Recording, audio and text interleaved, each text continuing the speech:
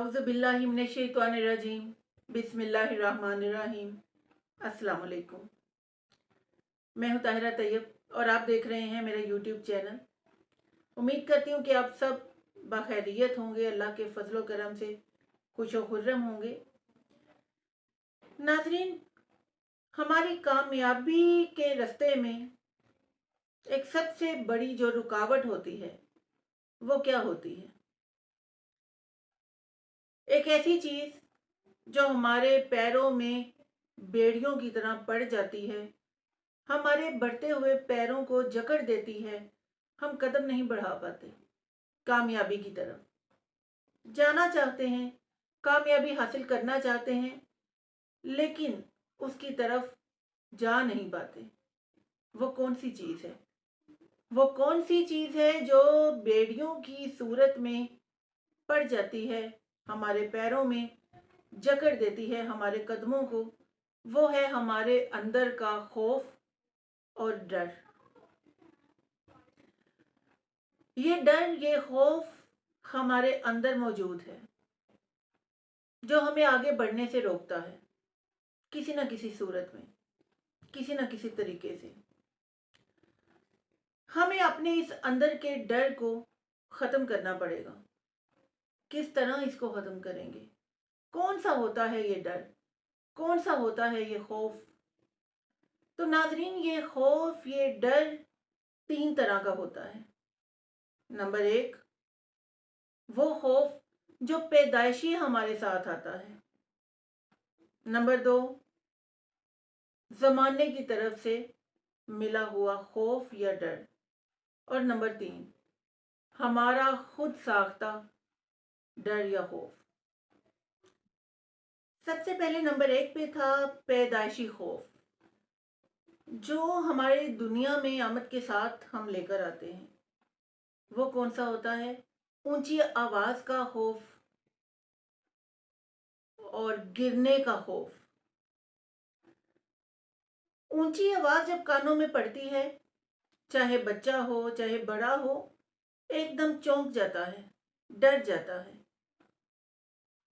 एक तो ये खौफ, और दूसरा है गिरने का खौफ, ऊंचाई से गिरने का डर। हम गिरेंगे, हमें चोट लग जाएगी, हमें कुछ हो ना जाए।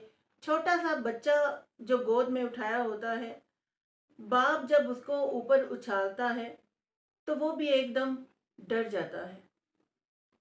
ये उस वक्त की बात है जब अभी उसे कुछ शऊर नहीं होता, अभी कुछ उसको इल्म नहीं होता, लेकिन इतना पता होता है कि मैं ऊपर से नीचे आ रहा हूँ, मैं गिर जाऊंगा। वो डर जाता है। आपने कभी गौर किया होगा कि आसमानी झूले पर जब हम बैठते हैं, जब वो ऊपर जा रहा होता है तब कुछ नहीं होता, लेकिन जब वो नीचे आता है तो उस वक्त हमारा दिल तेज धड़कने लग जाता है, हमारी हार्ट बीट तेज हो जाती है, डर लगने लग जाता है कहीं गिर ना जाए। इसी तरह जहाज जब नीचे की तरफ आता है, उस वक्त भी दिल मुंह को आने लग जाता है, खौफ, गिरने का खौफ। कभी ऊंची आवाज़ से हम डर जाते हैं, खामोशी में आराम से बैठे हैं, एकदम कोई बहुत ज़ोर की आवाज़ आएगी, हम चौंक जाएंगे, हम डर जाएंगे। कोई ज़ोर से ठा होने की आवाज़ आएगी, कुछ फटने की आवाज़ आएगी, कुछ ब्लास्ट होने की, कोई गोली चलने की, या कोई शोर-गुल ज़्यादा आवाज़ में, तो हम उससे भी डर जाते हैं, चौंक जाते हैं। ये हैं पैदाइशी खौफ। उसके बाद दूसरे नंबर पे आता है जो ज़माने की तरफ से हमें मिला हुआ डर या खौफ होता है। अब ये कौन कौन से खौफ होते हैं? इसमें कई किस्में आ जाती हैं। मसलन हमारे नौकरी में नौकरी चली ना जाए, कुछ गलत करेंगे, अगर हम काम सही तरह नहीं कर पाएंगे तो बॉस की नाराज़गी का खौफ, डर, कहीं बॉस नाराज़ ना हो जाए, कहीं हमें नौकरी से हाथ ना धोने पड़ जाए। बिजनेस करते हैं तो बिजनेस में नुकसान ना हो जाए, नुकसान का डर, खौफ, क्योंकि ये ज़माना किसी का साथ नहीं देता। ये ज़माना सिर्फ कामयाब लोगों के साथ होता है। ये ज़माना صرف اور صرف اچھے وقت کا ساتھی بنتا ہے. تو یہ ہر وقت ڈر لگا رہتا ہے، خوف لگا رہتا ہے کہ اگر ہم پر اچھا وقت نہیں رہے گا تو یہ زمانہ تو ہمارے خلاف ہو جائے گا، اپنے ہمارے خلاف ہو جائیں گے، غیر ہمارے دشمن بن جائیں گے. تو ہم کیا کریں گے؟ قدم قدم پر یہ خوف ہمارے ساتھ رہتا ہے، ہمیں ترقی نہیں کرنے دیتا، اور اس خوف کی وجہ سے ہم آگے بڑھ نہیں پاتے. کبھی ہمارا خود ساختہ خوف سامنے آ جاتا ہے زندگی میں. ہم نے خود سے بہت سارے خوف جو پالے ہوئے ہیں نا، ان میں کون کون سے ہیں خوف، کون کون سے ڈر ہیں ان میں؟ پڑھائی کا ڈر، اپنے بچوں کی پڑھائی کا ڈر. ہمارے بچے تعلیم حاصل کرتے ہیں کیسی، کس طرح، کس حد تک کامیابی ملے گی ان کو؟ کہیں ناکامی کا سامنا تو نہیں کرنا پڑے گا، کہیں نمبر کم تو نہیں آئیں گے، کہیں رزلٹ برا تو نہیں آئے گا؟ خاندان والے کیا کہیں گے؟ جاننے والے کیا کہیں گے؟ ہماری کیا ریپیوٹ ہو جائے گی اگر بچوں کا گندا رزلٹ آیا تو؟ بالکل اسی طرح بچے تھوڑے سے بڑے ہوئے تو بچوں کے رشتوں کا خوف، ان کے رشتے کہاں پہ کریں، کیسے لوگوں میں کریں، کہیں یہ نہ ہو کہ غلط جگہ پہ رشتہ جڑ جائے اور بعد میں پریشانی کا سامنا ہو. اس کے علاوہ پھر اپنی زندگی میں ناکامیوں کا سامنا نہ کرنا پڑے. جو بھی کام کریں اس میں کامیابی ہی ملنی چاہیے. ہم بھول جاتے ہیں کہ کامیابی کا بوجھ ناکامی نہیں اٹھایا ہوا ہے. جب تک ناکام نہیں ہوں گے کامیابی کی قدر نہیں کریں گے. تو کامیابی حاصل کرنے کے لیے ناکامی ضروری ہوتی ہے. ہم اس بات کو اگنور کر جاتے ہیں اور چاہتے ہیں کہ ہمیشہ ہر قدم پر، ہر کام میں صرف ہمیں کامیابی ملے، لیکن ناکامی سے ڈرتے ہیں. یہ چھوٹے چھوٹے خوف ہوتے ہیں جن کی وجہ سے ہم اپنی زندگی کو، ناظرین، بہت مشکل بنا لیتے ہیں. زندگی یقین کریں اتنی مشکل ہے نہیں، ہے مشکل ہے لیکن اتنی نہیں جتنی اس کو مشکل شکل ہم نے دے دی ہے، جتنا مشکل اس کو ہم نے بنا لیا ہے اپنے اس اندر کے خوف اور اندر کے ڈر کی وجہ سے. اپنے اندر کے خوف پر نہ قابو پانا سیکھیں، اپنے اندر کے ڈر پر قابو پانا سیکھیں. اگر ہم نے اس کو کھلا چھوڑ دیا نا تو یہ ایک منہ زور جانور کی طرح ہو جائے گا، ہر قدم پر ہمیں ڈراتا رہے گا. آپ کو دو دوستوں کی مثال دیتی ہوں میں. ایک دفعہ دو دوست کہیں سفر پر جا رہے تھے، رستے میں ہی رات ہو گئی. ایک جنگل میں سے وہ گزر رہے تھے اور اس وقت گھنا جنگل، ہر طرف اندھیرا پھیل چکا تھا. ایک جگہ ان کو غار نما تھوڑی سی جگہ نظر آئی، ایک کونے میں کر کے. تو انہوں نے سوچا کیوں نہ آج رات ہم ادھر گزار لیتے ہیں تو کل صبح اٹھ کے اپنا سفر جاری رکھیں گے. انہوں نے سوکھی لکڑیاں ادھر ادھر سے اکٹھی کی، ادھر اس غار، چھوٹی سی غار تھی، اس کے اندر بیٹھے، آگ جلائی اور روشنی ہو گئی اس سے. اب ان دونوں میں سے ایک دوست بہت ڈرپوک تھا، جو بہت ڈر رہا تھا، بہت خوف زدہ تھا. بار بار خوف کے عالم میں کہے جا رہا تھا اپنے دوست کو کہ دیکھو بہت ڈراؤنی جگہ ہے، بہت خوفناک جگہ ہے، سارا جنگل ہے، ادھر کوئی بندہ بشر نہیں، اگر کوئی جانور آ گیا تو ہم کیا کریں گے؟ ہم کدھر جائیں گے؟ ہم کہاں بھاگیں گے؟ ہم کیسے بچیں گے؟ اگر کوئی جن بھوت آ گیا، میں نے سنا ہے کہ ایسی جگہوں پر آتمائیں ہوتی ہیں، جنات ہوتے ہیں، بھوت ہوتے ہیں. اگر کوئی آ گیا تو ہم کیسے بچا پائیں گے خود کو؟ بہت ڈر رہا تھا وہ بندہ. رات کا وقت تھا اور رات کا وقت عموماً نا سونے کا، آرام کرنے کا وقت ہوتا ہے.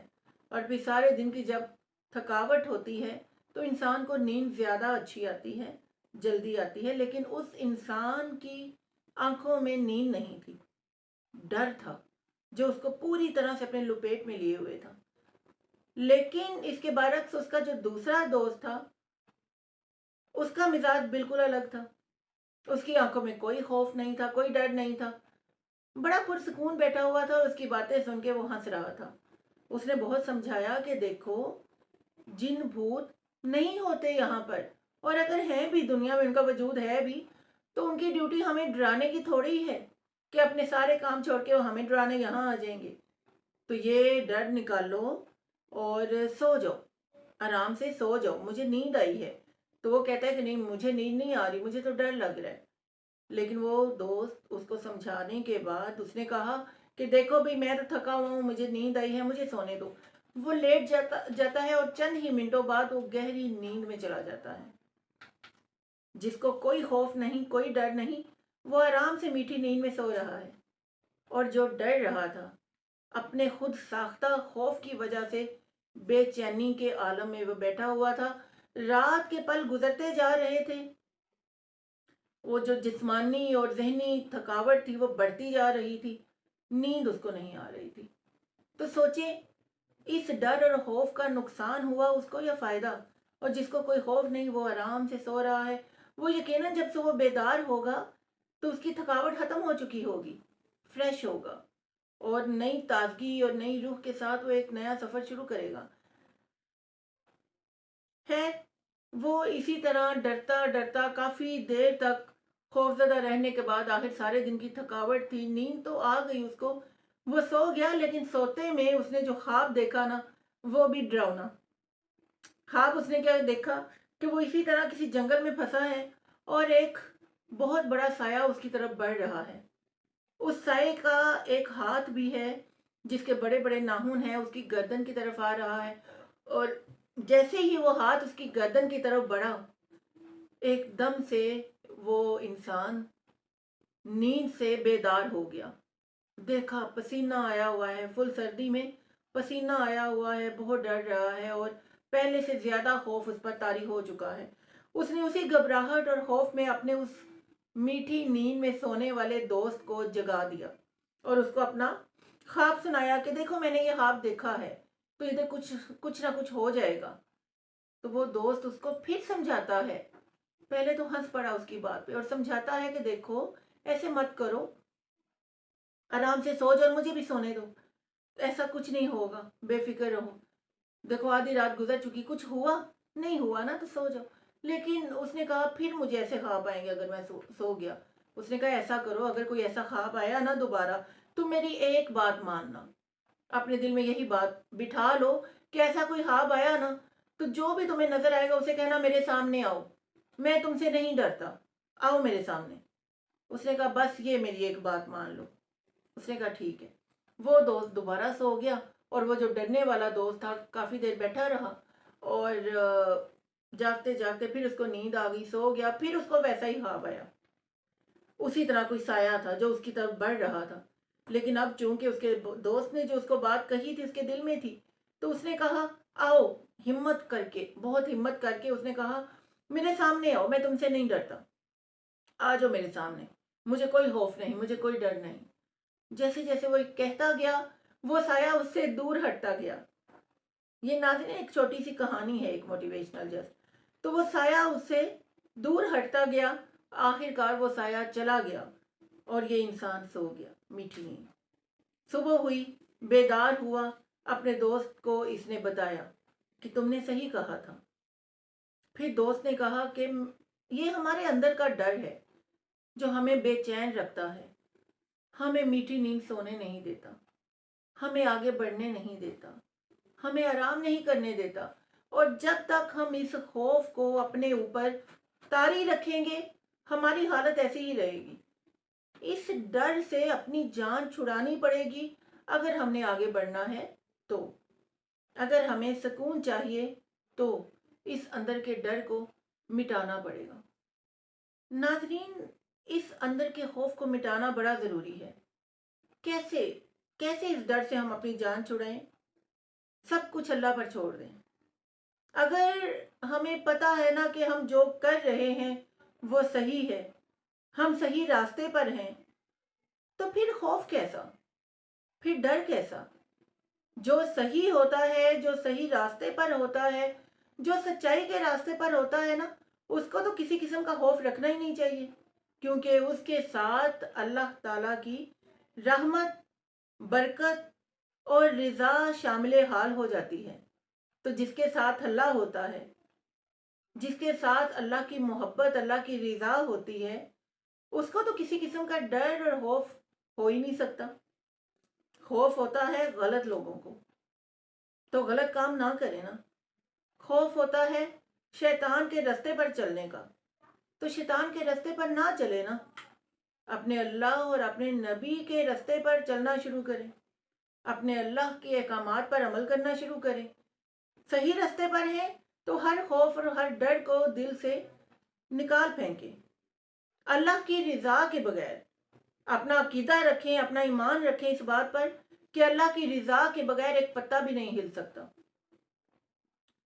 हजरत शेख अब्दुल कादिर जैलानी फरमाते हैं, एक दफ़ा उन्होंने ना फरमाया कि बहुत सालों की रियाजतों और इबादतों के बाद एक दिन मुझे एक नूर नज़र आया।